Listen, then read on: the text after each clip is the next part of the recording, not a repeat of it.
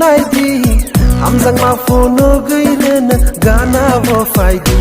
oh ai thok Mokol kal nei bai na si gairen nai di hamjang ma phono gairen gana wo phai di nini khani kono kholo gairen shadi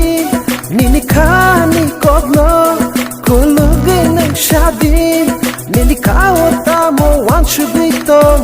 ano kholo gairen shadi ai thok Mokol kal nei bai na si gairen nai di hamjang ma phono gairen gana wo phai di